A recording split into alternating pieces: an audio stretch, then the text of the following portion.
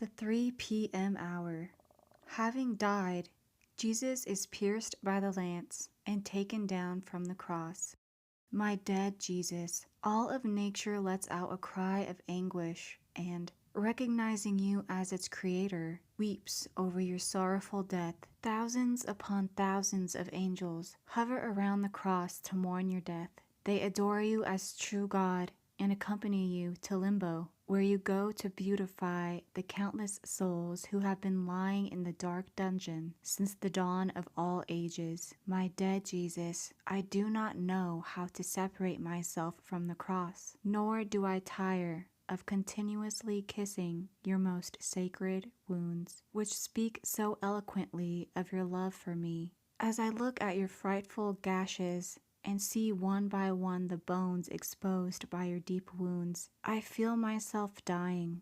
I would like to weep over these wounds until I wash them with my tears. I would like to love you so much that my love would be like a precious ointment to heal you completely and restore the natural beauty of your disfigured humanity. I would like to empty my veins to fill your empty veins, and my blood to restore you to life. My Jesus. Is there anything that love cannot do? Love is life, and with my love, I want to give you life. And if my love does not suffice, give me your love, and with your love, I will be able to do everything. Yes, I will be able to give life to your most holy humanity. I cry and fly into a frenzy, mourning the death of my crucified Jesus.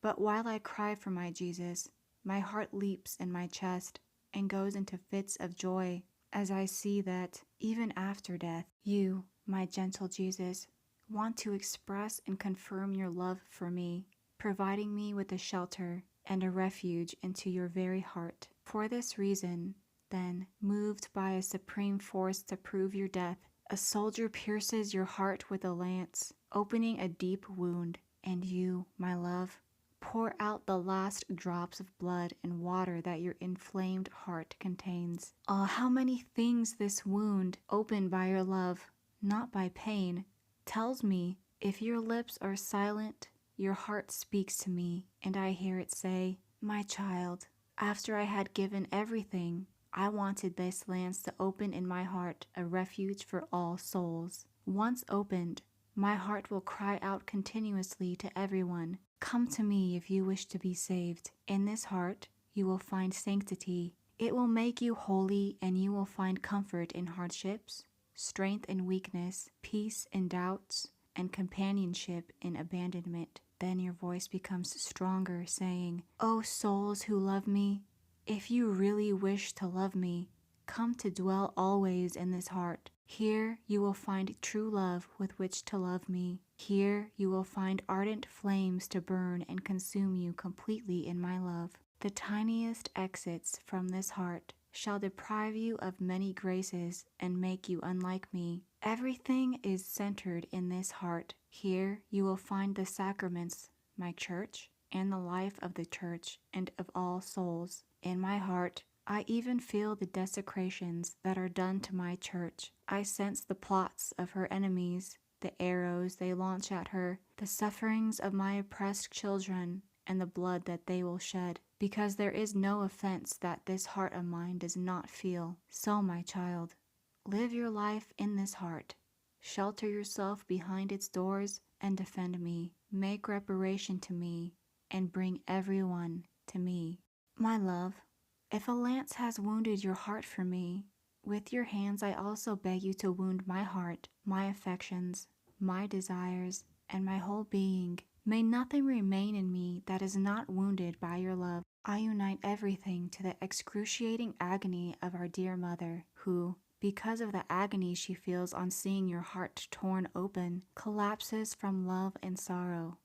Like a dove, she flies into your heart to take the first place, to be the first reparatrix, and you establish her as the queen of your very heart, and the mediatrix between you and creatures. I fly with my mother into your heart to hear how she makes reparation, and how she repeats her reparations for the offenses that you receive. By the power of this wound and of your sorrowful mother, I beg you to enclose everyone in your most beloved heart, to protect, defend, and enlighten the rulers of your church. O my Jesus, after your agonizing and most sorrowful death, it seems just that I should no longer have a life of my own. Rather, I will find my life once more in your wounded heart, so that, whatever I do, I will always depend on your divine heart. No longer will I give life to my thoughts, but if they should want life, I will take it from yours. My will shall no longer have life, but if it wants life, I will take it from your most holy will. And my love will no longer have life, but if it wants life, I will take it from your love. O my Jesus, your whole life is mine. This is your will, and this is my will also. My dead Jesus, I see that they hasten to remove you from the cross. Your disciples Joseph and Nicodemus, who were in hiding, now come forward courageously and fearlessly to give you an honorable burial. They use hammers and pliers to complete the sad, sacred removal of your body from the cross, a scene too sorrowful for your mother's pierced heart. At each blow of the hammer, and at each sound of the pliers pulling the nails, she trembles and her pierced heart shudders, and moaning, she says, my son, and she holds out her motherly arms to receive you in her lap. My Jesus, as they remove the nails, I also want to help hold your most holy body. I want to take the nails that they remove from you and fix them in my heart as a constant reminder of your most bitter passion. I want to be nailed completely to you with the same nails that crucified you. And while I am helping to place you in the lap of your Holy Mother, I want to hug her and support her. And with your Holy Mother, I want to adore you, to kiss you, and then to enclose myself in your heart, never to leave. Reflection for the 3 p.m. hour.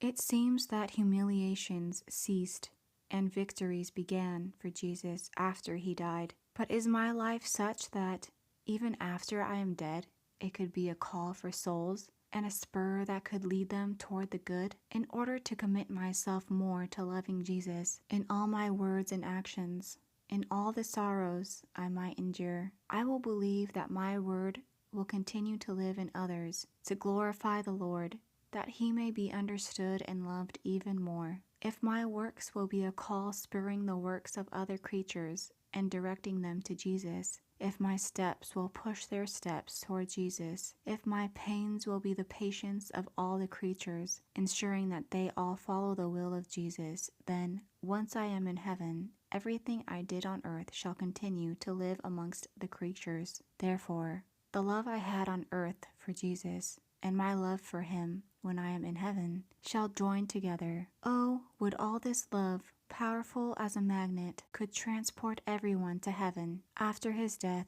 Jesus wanted to be pierced with a lance for love of us. And do I permit Jesus' love to wound me in all that I do? Or do I allow myself to be wounded by the love of creatures, pleasures, and my own self-love? Even coldness, darkness, and internal and external mortifications are wounds that the Lord gives to souls. But if we do not accept them as coming from God's hands, we accept them from the hands of creatures, and they wound us, or we wound ourselves. And our wounds and those of creatures are our passions, our weaknesses, our self-exaltation, in a word, matter. However, if we accept them as wounds inflicted by loving Jesus, he will place in these wounds his love, his virtues, and his likeness, which will then earn for us his kisses, his tender caresses, and all the counsels of divine love. These wounds will act as continuous voices to call him and to require him to dwell with us constantly. We shall say to him, "You wounded me, now heal me, O my Jesus." May your lance be the guard that defends me from all the wounds of creatures. Jesus lets himself be removed from the cross and placed in the arms of his mother. If my Jesus deprives me of his presence, of his sensible grace, do I find shelter in the lap of our sweet mother, begging her to reveal Jesus to me? Do I place in my mother's hands all my fears, doubts, and longings? Jesus rested on the lap of his divine mother.